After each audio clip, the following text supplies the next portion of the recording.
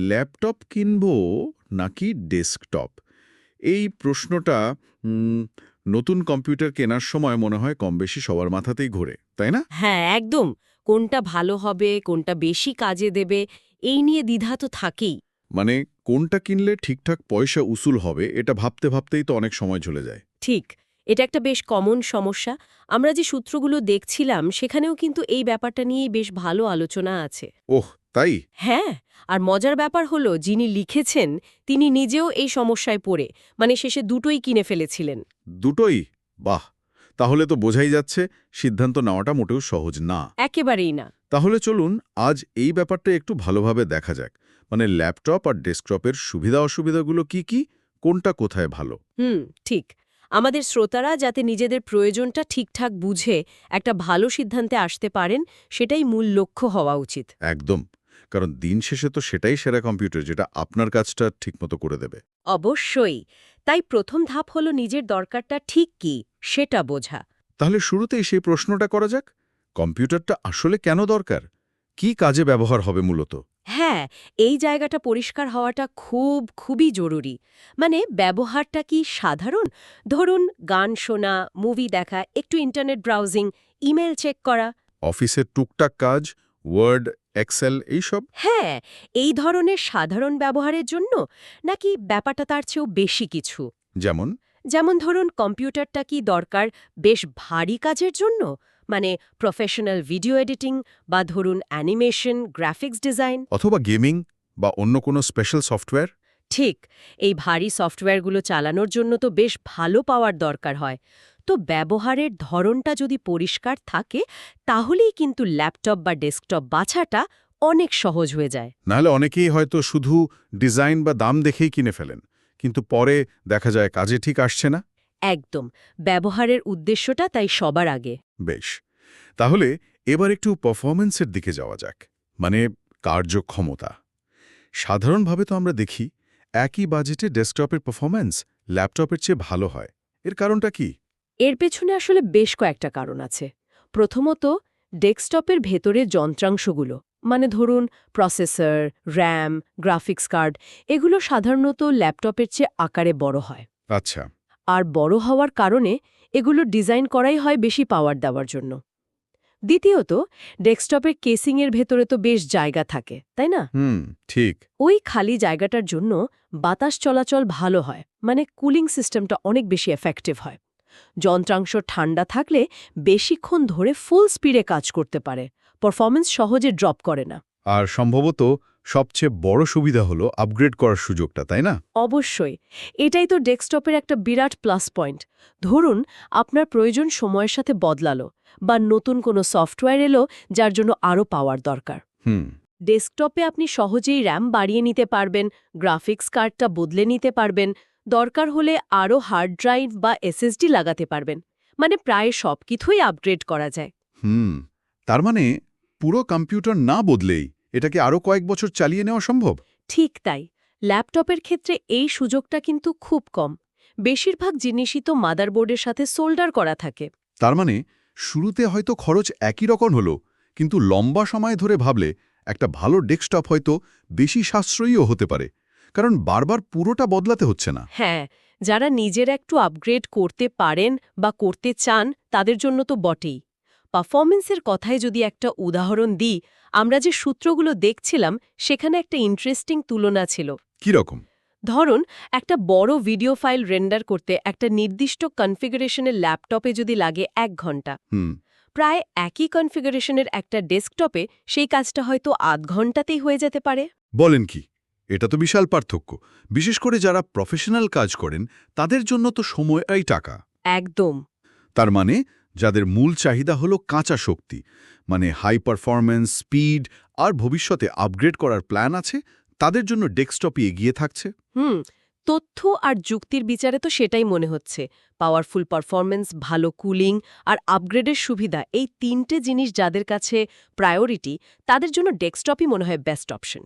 কিন্তু এই পাওয়ার আর আপগ্রেডের সুবিধার একটা অন্য দিকও তো আছে, তাই না? ডেস্কটপ তো আর কাঁধে নিয়ে ঘোরার জিনিস না। ঠিক এখানেই তো ল্যাপটপের আসল খেলা। এই যে বহনযোগ্যতা, মানে পোর্টেবিলিটি, এইটাই ল্যাপটপের সবচেয়ে বড় ইউএসপি। হ্যাঁ। আজকাল তো আমাদের জীবনযাত্রা অনেক বেশি দৌড়ের ওপর। কাজ তো শুধু অফিস বা বাসার টেবিলে আটকে নেই। ঠিক, ছাত্রছাত্রীদের ক্লাস, লাইব্রেরি, প্রফেশনালসদের মিটিং, ক্লায়েন্টের অফিস। হ্যাঁ, বা ধরুন কোথাও ঘুরতে গেলেন, ট্রেনে বা প্লেনে বসেও তো কাজের দরকার হতে পারে। এইসব ক্ষেত্রে ডেস্কটপ নিয়ে তো ভাবাই যায় না। ঠিক, যেমন একটা উদাহরণ চলে মনে আছে, হ্যাঁ। ঢাকার রাস্তায় ভয়াবহ জ্যামে আটকে আছেন, ওহ হ্যাঁ। হয়তো ঘন্টার পর ঘন্টা বসে আছেন, তখনও কিন্তু ল্যাপটপ থাকলে টুকটাক জরুরি ইমেল বা ছোটখাটো কাজ সেরে ফেলা যায়। একদম, এরকম হাজারটা সিচুয়েশন আছে যেখানে ল্যাপটপের এই পোর্টেবিলিটি একটা বিশাল ব্যাপার। ধরুন ক্যাফেতে বসে কাজ করা বা বন্ধুদের সাথে গ্রুপ স্টাডি। ক্লায়েন্টের সামনে চট করে কিছু দেখানো। ঠিক তাই, এসব ক্ষেত্রে ল্যাপটপের কোনো বিকল্প হয় না। যারা এক জায়গায় বসে কাজ করেন না, যাদের কাজের জন্য এখানে ওখানে যেতে হয়, তাদের জন্য তো ল্যাপটপ ছাড়া ভাবাই মুশকিল। তবে একটা প্রশ্ন আসছে মনে, হুম। অনেকেই তো দেখি ল্যাপটপ কেনেন ঠিকই, কিন্তু সেটা দিনের পর দিন ওই ডেস্কের উপরেই পড়ে থাকে। হ্যাঁ, এটাও ঠিক। সেক্ষেত্রে ওই বহনযোগ্যতার সুবিধাটা কি আসলে কাজে লাগলো? এটা একটা খুব জরুরি প্রশ্ন। কেনার আগে নিজেকে এটা জিজ্ঞেস করা উচিত, আমার কি আসলেই কম্পিউটারটা নিয়মিত সাথে নিয়ে ঘোরার দরকার আছে, নাকি বছরে হয়তো দু একবার। বেড়াতে গেলে বা এরকম কিছু। হ্যাঁ, যদি পোর্টেবিলিটিটা মুখ্য না হয়, তাহলে শুধু ওই সুবিধার জন্য ডেস্কটপের পাওয়ার বা আপগ্রেড করার সুবিধার সাথে আপোস করাটা কতটা ঠিক হবে সেটা ভেবে দেখা দরকার। আচ্ছা, আবার একটু পারফরম্যান্সের কথায় আসি। বিশেষ করে যারা গেম খেলেন বা ধরুন video editing, 3D modelling, animation এইসব ভারী কাজ করেন যারা, তাদের জন্য কোনটা বেশি ভালো? এখানে তো মনে হচ্ছে ডেস্কটপ আবার এগিয়ে যাবে। হ্যাঁ, সাধারণত তাই হয়। এই ধরনের কাজের জন্য তো খুব পাওয়ারফুল প্রসেসর লাগে, র্যামও লাগে অনেক। আর সবচেয়ে জরুরি হলো একটা ভালো ডেডিকেটেড গ্রাফিক্স কার্ড, মানে জিপিইউ। ডেডিকেটেড গ্রাফিক্স কার্ড মানে হলো এই কার্ডটা নিজস্ব প্রসেসিং ক্ষমতা আর মেমোরি থাকে, যেটাকে বলে VRAM। এটা গ্রাফিক্সের ভারী কাজগুলো কম্পিউটারের মূল প্রসেসরের ওপর চাপ না ফেলেই সামলে নেয়। ও আচ্ছা। ফলে ছবি, ভিডিও বা গেমসের পারফরম্যান্স অনেক স্মুথ হয়। আর ডেস্কটপে এই শক্তিশালী জিপিইউ লাগানো বা বদলানো সহজ? ঠিক তাই, ডেস্কটপে আপনি আপনার বাজেট আর প্রয়োজন অনুযায়ী বিভিন্ন পাওয়ারের জিপিইউ লাগাতে পারেন, আর কয়েক বছর পর দরকার হলে আরও পাওয়ারফুল মডেলে আপগ্রেডও করতে পারেন। ল্যাপটপে সেটা কঠিন। ল্যাপটপে, বিশেষ করে যেগুলো খুব পাতলা আর হালকা, সেগুলোতে ডেডিকেটেড জিপিইউ থাকলেও সেটা ডেস্কটপের সমান পাওয়ারফুল নাও হতে পারে। আর পাওয়ারফুল হলেও ছোট জায়গায় কুলিং ঠিক রাখাটা একটা বড় চ্যালেঞ্জ হয়ে দাঁড়ায়। কিন্তু আজকাল তো অনেক হাই পারফরম্যান্স গেমিং ল্যাপটপও পাওয়া যাচ্ছে, বেশ শক্তিশালী বলেও দাবি করে। সেগুলো কি ডেস্কটপের সাথে পাল্লা দিতে পারে না? পারে, অবশ্যই পারে। টেকনোলজি তো অনেক এগিয়েছে, কিন্তু দুটো জিনিস মাথায় রাখতে হবে। কি কি? প্রথমত, একই রকম পারফরম্যান্স পেতে গেলে একটা গেমিং ল্যাপটপের দাম সাধারণত একটা পাওয়ারফুল গেমিং ডেস্কটপের চেয়ে বেশ খানিকটা বেশি হয়। এটা ঠিক।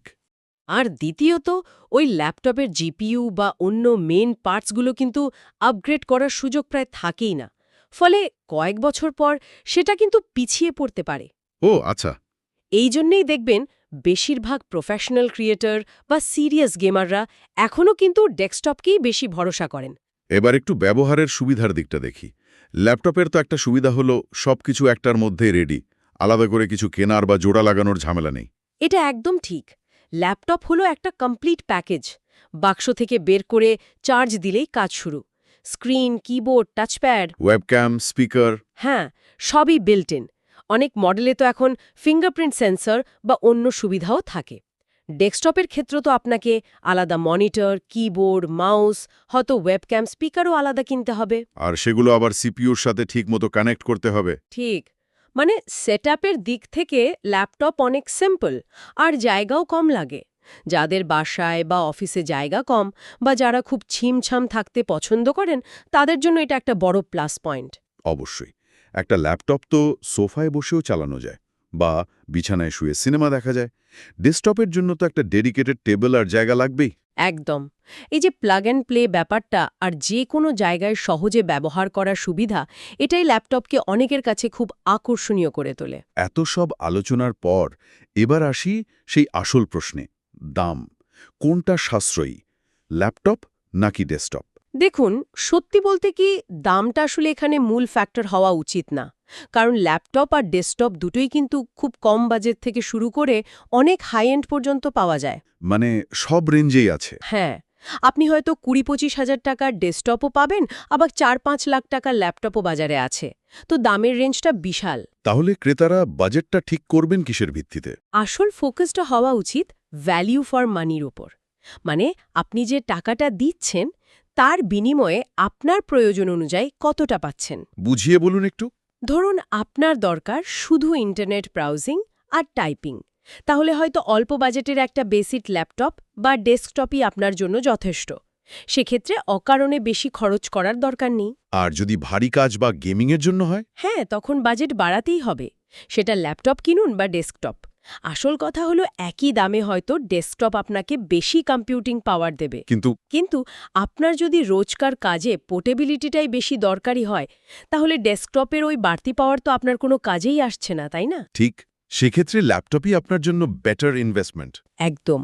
এখানেই সেই প্রয়োজন বনাম পারফরম্যান্সের হিসাবটা চলে আসে।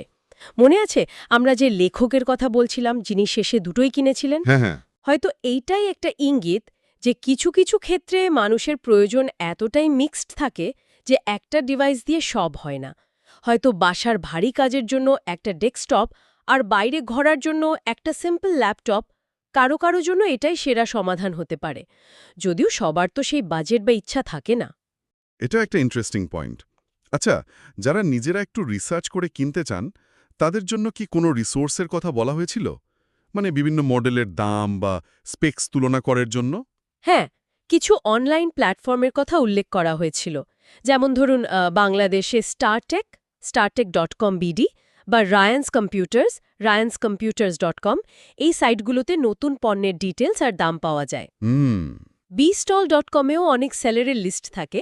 আর যদি কেউ সেকেন্ড হ্যান্ড বা পুরানো মডেল দেখতে চান, তাহলে বিক্রয়.com-এর মতো ক্লাসিফাইড সাইটগুলো দেখতে পারেন।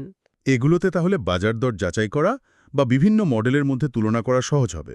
হ্যাঁ, বেশ সাহায্য হতে পারে। নিজের বাজেট আর প্রয়োজন অনুযায়ী কোন মডেলে কি আছে সেটা দেখে নেওয়া ভালো। তাহলে সব আলোচনা শেষে আমরা কোথায় দাঁড়ালাম? ল্যাপটপ বনাম ডেস্কটপের এই লড়াইয়ে কি কোনো পরিষ্কার বিজয়ী আছে? আমার তো মনে হয় আজকের আলোচনা থেকে এটা বেশ পরিষ্কার যে কোনো একপক্ষীয় বিজয়ী আসলে নেই। দুটোই নিজের নিজের জায়গায় শক্তিশালী। একদিকে ডেস্কটপ দিচ্ছে হাই পারফরম্যান্স, আপগ্রেড করার বিশাল সুবিধা, আর তুলনামূলকভাবে একই পারফরম্যান্স হয়তো একটু কম খরচেও পাওয়া যেতে পারে। একদম। আর অন্যদিকে ল্যাপটপ দিচ্ছে ওই অতুলনীয় বহনযোগ্যতা, ব্যবহারের দারুণ সুবিধা আর সবকিছু এক প্যাকেজে পাওয়ার আরামটা, যা আজকের ফাস্ট লাইফস্টাইলের সাথে খুব ভালো যায়। তাহলে কোন কম্পিউটারটা সেরা? এই প্রশ্নের উত্তরটা আসলে ব্যবহারকারী নিজের কাছেই। ঠিক তাই। এটা পুরোটা নির্ভর করছে তার ব্যক্তিগত প্রয়োজন কি, তিনি কি ধরনের কাজ করেন, তার বাজেট কেমন আর তার লাইফস্টাইলটা কেমন, এই সব কিছুর ওপর। তাহলে শ্রোতাদের জন্য আজকের মতো শেষ একটা প্রশ্ন বা চিন্তার খোরাক রেখে যাই। অবশ্যই। আপনি যখন আপনার প্রয়োজন দিজা করছেন, তখন কি শুধু আজকের দিনের কথা ভাবছেন, নাকি আগামী কয়েক বছরের সম্ভাব্য পরিবর্তনের কথাও একটু মাথায় রাখছেন? এটা খুব গুরুত্বপূর্ণ।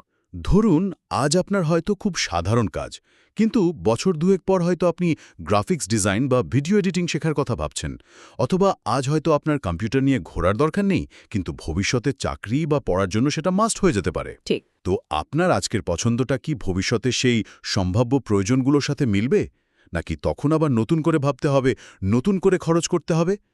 এই দূরদর্শিতার প্রশ্নটাও কিন্তু ফাইনাল ডিসিশন নেওয়ার আগে নিজেকে একবার করা উচিত। কি বলেন? একদম ঠিক। ভবিষ্যতের কথাটাও একটু মাথায় রাখা ভালো।